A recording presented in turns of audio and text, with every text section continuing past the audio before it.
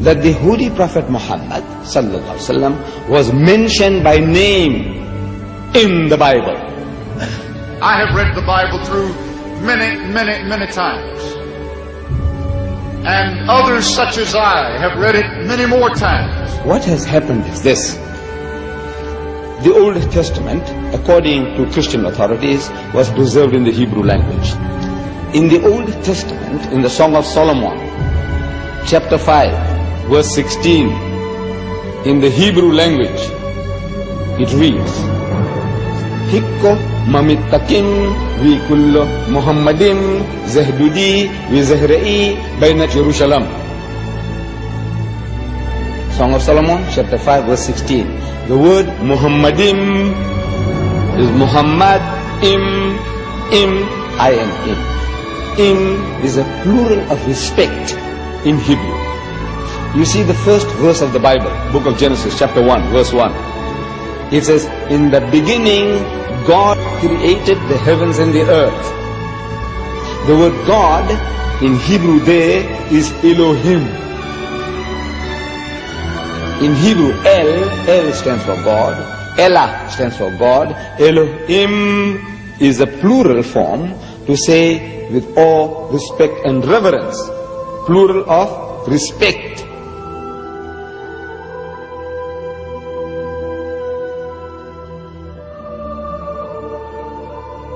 The word is there in the Hebrew language. In the original, what they call original, it's there.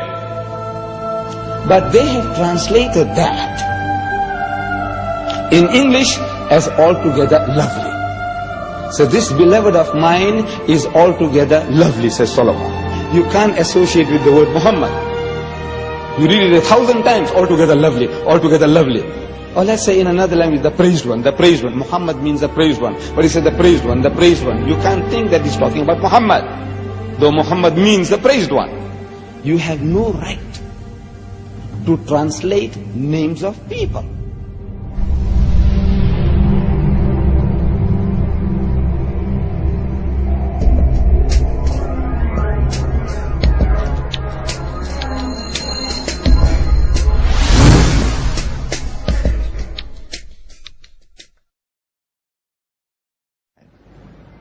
إذ قالت الملائكة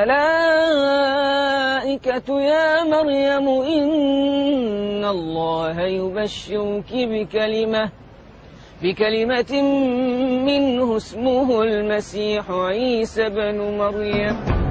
The story of Jesus' birth is narrated in vivid detail in the Quran. As in the Bible, an angel tells Mary she is pregnant despite being a virgin.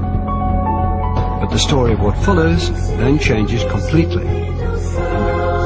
In the Bible, Mary's role is limited to the passive mother of Christ. The Quran gives accounts of her ancestry, her birth, her childhood in the Temple of Solomon, and as mother of Jesus. She's the only woman mentioned by name in the Quran.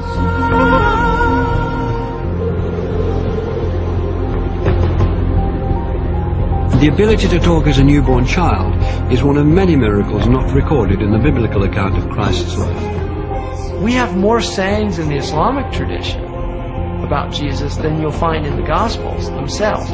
So there is a possibility that other things did happen.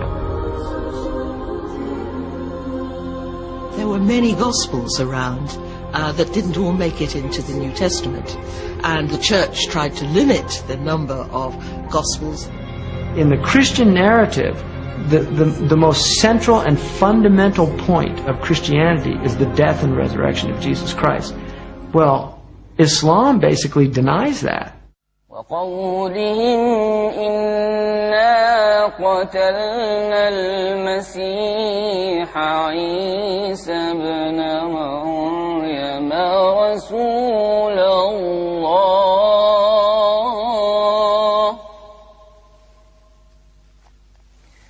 وما قتلوه وما صلبوه ولكن شبه لهم. To find the story of Christ's crucifixion and resurrection being changed is too much for some Christians. J. Smith is an evangelical Christian who spent 25 years studying Islam. He's dedicated to disproving the Quran's version of Jesus' last day on earth. If Jesus were to come down to Speaker's Corner, I would imagine he'd get up on the ladder like I'm going to get up on the ladder. And what he would say to Muslims specifically is he would probably confront them with what they've done to him.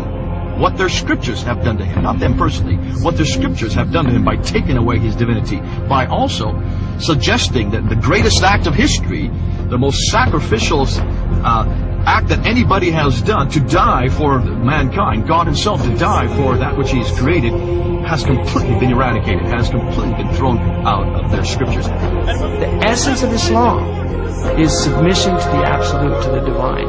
And that's where salvation lies, in submission to the divine, or at least a recognition of the divine. In Christianity, salvation lies through the acceptance of the blood of the Lamb. That is a completely different narrative than the Quran is giving. Who's right?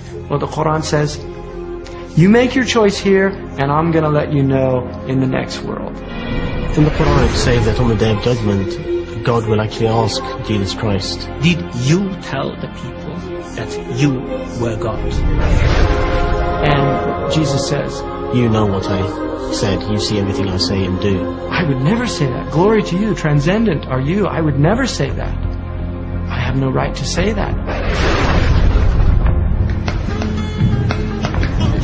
Why aren't you Muslim? Why, I'm a Jew. You're a Jew? Oh, I was previously Christian.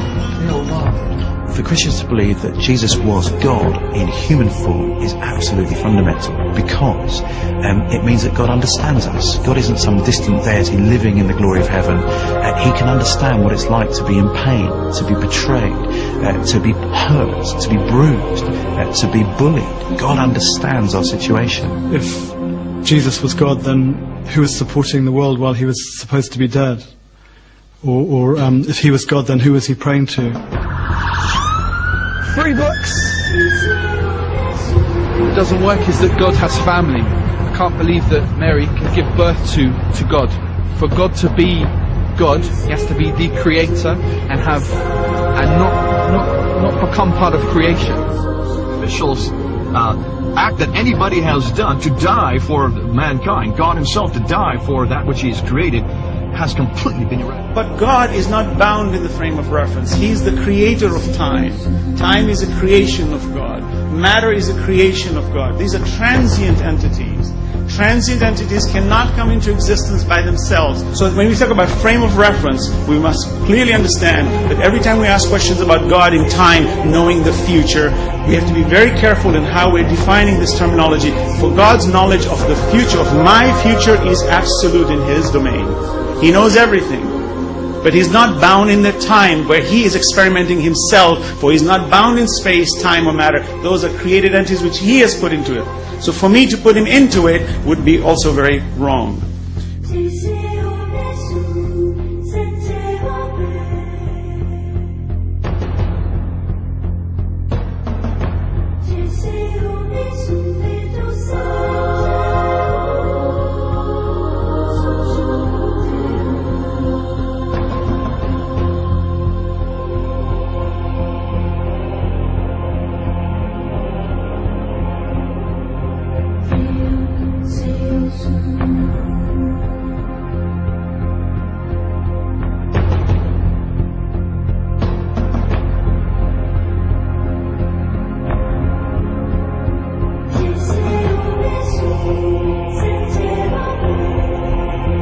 Prophet Adam was created from no female and no male. Eve was created from one male and no female. Jesus was created from one female and no male.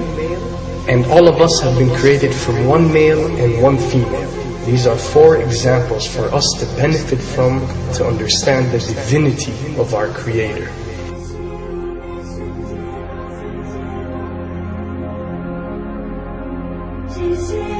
Then there is no difference that cannot be overcome between Christianity and Islam.